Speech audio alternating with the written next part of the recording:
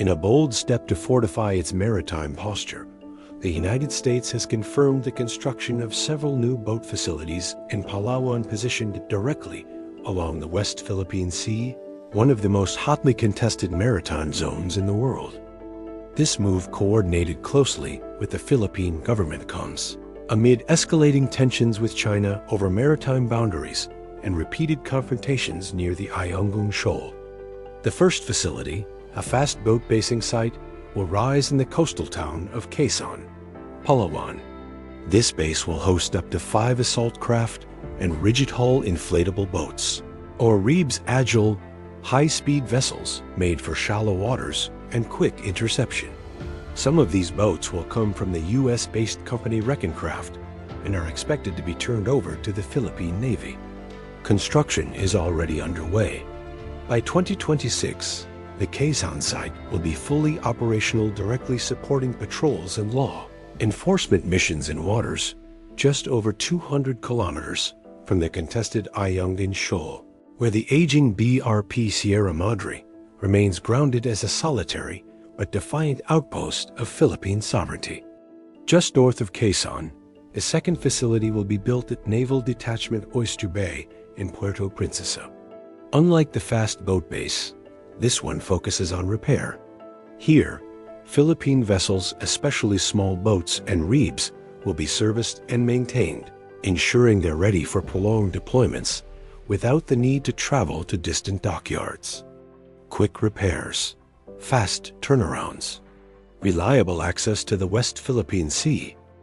It's all part of a much broader shift in strategy known as the Comprehensive Archipelagic Defense Concept, which leans heavily on small, fast, and lethal boats, as well as unmanned aerial and surface vehicles, or UAVs and USVs.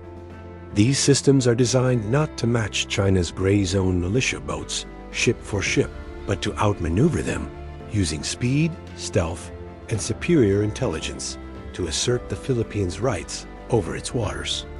Indeed, the third facility being developed is no less strategic, a base for unmanned surface vessels, robotic patrol boats already being deployed by the Philippine Navy.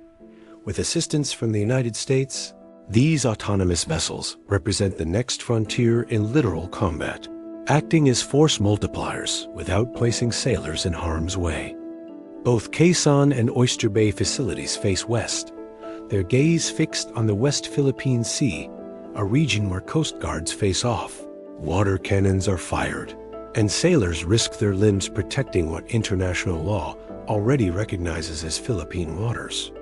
The Philippine Navy has shown that its Acero-class fast attack interdiction craft lightweight vessels, displacing less than 100 tons, can reach as far as the Calayan Island Group. That's an archipelago at the heart of the Philippines' claims in the Spratlys and a prime flashpoint in the region. These ships may be small, but they're swift. And now, with new basing and repair facilities nearby, they'll have the logistical support to sustain operations longer, farther, and faster than ever before. The U.S. Embassy has emphasized that these new boat maintenance facilities are not military bases per se.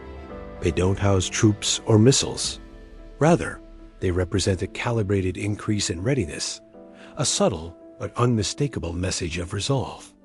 And while the Philippines welcomes American support under the Mutual Defense Treaty, its military leadership remains cautious.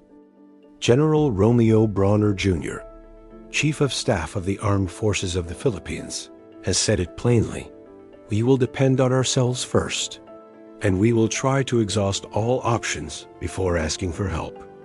Still, the presence of these facilities and the quiet work of U.S. Task Force Ayunggung, which reportedly assists with intelligence and surveillance, are signs that the United States isn't looking away. It's watching, assisting, preparing.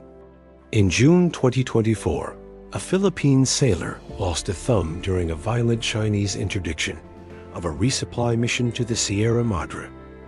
It was a painful reminder that for those on the front lines, this isn't just about strategy or diplomacy, it's about survival.